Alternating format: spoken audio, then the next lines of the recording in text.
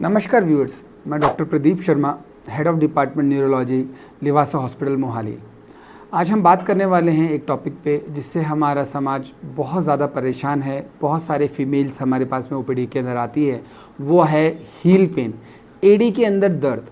तो आज हम इस हील पेन का इलाज ढूंढेंगे और हमारे व्यूअर्स को काफ़ी सारी होम रेमेडीज़ बताएंगे जिससे वो इस बीमारी से निकल के आ पाएंगे। तो सबसे पहले रेमेडीज़ पे हम लोग जब जाते हैं उससे पहले हमें समझना है कि ये होता क्या है। तो कारण समझने के लिए हमें सबसे पहला रीज़न जो मिलता है वो आता है प्लांटर फैसाइटिस। अब प्लांटर फैसाइटिस क्या होता है? प्लांटर फैसाइटिस होती है कि जब हमारा पाँव होता है, जो तलवा होता है, उसके नीचे एक कुशन होता है, जब उसके अंदर सूजन आ जाती है तो उसको प्लांटर फैसाइटिस का नाम दिया गया है।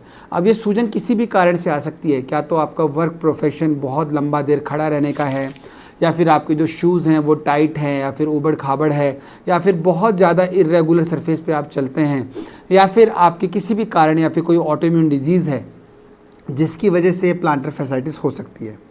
दूसरा कारण जो हम लोग देखने को मिलता है वो आता है एक्लेस टेंडन के अंदर सूजन, जिसको एक्लेस टेंडनाइटिस बोलती हैं। एक्लेस टेंडन क्या होता है? जहाँ पर हमारी काफ मसल कैल्केनियम बोन, मतलब जो हमारी एडी है उसके ऊपर जब अटैच होती है उसको हम लोग एक्लेस टेंडन का नाम देते हैं। अब वो उसमें सूजन कैसे आ सकती है? उसमें सूजन आने के बहुत सारे कारण हैं, जिसके अंदर मुख्य कारण आता है एबनॉर्मल खड़ा होना, पोस्चर, या फिर बहुत देर तक एक्सर्शन करना, स्टैंडिंग, जैसे टीचर्स होते हैं या फिर कोई वर्कर होते हैं जो लंबे समय तक खड़े रहते हैं, तो उस वजह से एक्लेस टेंडन के अंदर सूजन आ जाती है। तीसरा कारण जो हम लोग देखते हैं वो आता है बर्साइटिस, मतलब हमारे बर्सा के अंदर सूजन। बर्सा क्या होते हैं? वो एक कुशन की तरह होते हैं, फ्लूइड फिल्ड कुशन होते हैं जो हमारे जॉइंट्स के बीच में होते हैं। उसमें अगर सूजन आ जाए तो उसको हम लोग बर्साइटिस का नाम दिया गया है, जिसको सूजन आने के बहुत सारे कारण हैं, जैसे रोमेटोइड आर्थराइटिस हो गया, abnormal posture, exertion, improper wearing of the shoes. तो ये सारे रीजंस रहते हैं बर्साइटिस के। फिर हम लोग जो कॉमनली देखते हैं, जिसके लिए आपने देखा भी होगा, जो हमारे डॉक्टर्स होते हैं वो एक्सरे कराते हैं हील का, और एक हड्डी का हिस्सा ग्रोथ में हमें नज़र आता है जिसको हम लोग कैल्केनियम स्पर बोलते हैं। तो कैल्केनियम स्पर की वजह से हमारा जो मांसपेशी होती है, जो प्लांटर फैसिया होता है, उसमें सूजन आती है और पेशेंट को हील पेन महसूस होता है। अब फिर जो लास्ट कारण, जो मुख्य कारण हम लोग देखते हैं वो आता है नर्व पेन या न्यूरोपैथिक पेन। अब जो न्यूरोपैथिक पेन होता है यूजुअली वो अकेले हिल तक सीमित नहीं रहता, आसपास के एरियाज़ को भी इन्वॉल्व करता है, और कई बार उसके अंदर झंझनाहट या सुनपन वाले सिम्टम्स एग्जीग्रेट हो जाते हैं या फिर उसके साथ में आप लोगों को देखने को मिलते हैं। तो ये एक नर्व पेन के कारण भी आपको हील का पेन महसूस हो सकता है। तो ये जो मुख्य 5 कारण मैंने आपको बताए, इसके अलावा भी छोटे मोटे कारण होते हैं हील पेन के, जो आप समाज में या फिर हमारे अलग अलग पेशेंट्स में देखते हैं, लेकिन मुख्यतः ये 5 कारण हम लोग ओपीडीज में नज़र आते हैं। अब हम लोग चलते हैं इसके ट्रीटमेंट की तरफ। जब आप डॉक्टर के पास में जाते हैं तो वो सबसे पहले इसका हील पेन का कारण ढूंढने की कोशिश करता है।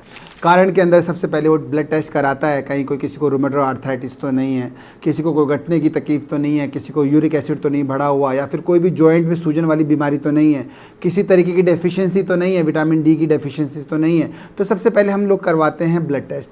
फिर जाते हैं हम लोग एक्सरेज की तरफ, या फिर बहुत ज़्यादा सीवियर पेन है या फिर कोई कारण नज़र नहीं आ रहा तो हम लोग एमआरआई भी करवा सकते हैं।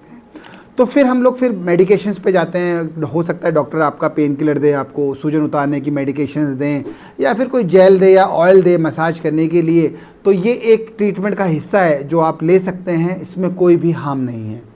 अब हम लोग जिसके लिए मैंने आपको ये वीडियो बनाया है वो आता है होम रेमेडीज़ की, जिससे हम लोग हील पेन से बच सकते हैं। तो सर सबसे पहले अगर हम लोग बताएं कि है ना कि डॉक्टर साहब हम घर पे क्या कर सकते हैं, तो उसको बोलते हैं आइस पैकिंग। तो उस हील के ऊपर, दर्द के ऊपर आप आइस क्यूबिंग कर सकते हैं। 5-5, 10-10 मिनट के सेशंस आप दिन में 2 या 3 बार ले सकते हैं, जो आपको पेन को रिलीव करेगा। फिर दूसरे ट्रीटमेंट ऑप्शन की तरफ जाते हैं, वो आता है वार्म वाटर सोकिंग। मतलब एक पतीला लेना है जिसमें हम लोगों को गुनगुना पानी काम में लेना है, और उसके अंदर नमक डालना है या फिटकरी डालना है, और पाम को 5 या 10 मिनट के अंदर सिकाई के लिए रखना है। तो जब हम लोग सिकाई करते हैं तो पेशेंट के सूजन में काफ़ी आराम मिलता है।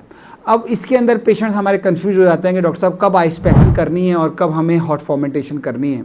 तो इसके अंदर मैं अपने व्यूअर्स को या फिर अपने पेशेंट्स को बताना चाहूँगा कि जब आप एक्यूट फेज़ के अंदर हो, जैसे आपका दर्द 1 या 2 दिन पुराना हो या 3 दिन पुराना हो, तो उसके अंदर हम लोग आइस पैकिंग काम में लेते हैं। अगर आपका पेन क्रॉनिक में कन्वर्ट हो चुका है या फिर 1 महीना 2 महीना 3 महीने से चल रहा है, तो उसके अंदर ये जो मैंने आपको बताया कि नमक का पानी या फिटकरी का पानी, गुनगुना पानी के इससे आप सिकाई कर सकते हैं, उसके अंदर ये आपकी मदद करता है। फिर तीसरा जो तरीका है जो दर्द से आपको निजात दिलाएगा वो आएगा सिलिकॉन पैड्स। सिलिकॉन पैड्स एक नरम एक गद्दी होती है जो आप अपने शूज़ में भी लगा सकते हैं, अपने चप्पल्स में भी लगा सकते हैं, अपने सैंडल्स में लगा सकते हैं, जो आपको एक्स्ट्रा कुशन देता है, जो सूजन उतारने में भी मदद करता है और पेशेंट को दर्द से भी रिलीफ करवाता है। फिर हम लोग पहुँचते हैं अगले पड़ाव की तरफ, जो आता है कि अच्छे स्पोर्ट्स शूज़ पहने या फिर ऐसे शूज़ पहने जो हमें आरामदायक या फिर कुशन वाले शूज़ हों, जिससे हमें हील के अंदर दर्द जो हो रहा है उसमें आराम मिले। फिर लास्ट जो तरीका आता है वो आता है मसाज का, या फिर उसमें मसाजर काम में लेना। मसाज किससे करनी है? आप किसी भी नॉर्मल ऑयल या गुनगुने ऑयल से नॉर्मल मसाज कर सकते हैं, या फिर बाज़ार के अंदर जो मसाजेस मिलते हैं उसका भी आप उपयोग कर सकते हैं। और इन द लास्ट जो मैं आपको बताना चाहूँगा, अगर आप एक्यूट फेज में अगर हैं तो आप उस हील को रेस्ट दें, एक्सर्शन ना करें। अगर आपका पोस्चर कुछ ख़राब है तो आप उसको अवॉइड करें। लॉन्ग स्टैंडिंग वाला अगर काम है तो छोटे छोटे आप ब्रेक में उस हील पेन से आप बच सकते हैं। तो ये सारे रीजंस और ट्रीटमेंट ऑप्शंस अवेलेबल हैं होम रेमेडीज़ के अंदर, जो आप अपने हील पेन के ऊपर लागू कर सकते हैं और उससे निजात पा सकते हैं। तो मुझे उम्मीद है कि ये वीडियोस कई पेशेंट्स के हील पेन से निजात दिलाने में मदद करेगा। इसको सबसे ज़्यादा सब्सक्राइब करें और लोगों को शेयर करें, जिससे वो अपने हील पेन से मुक्ति पा सकें। Thank you viewers.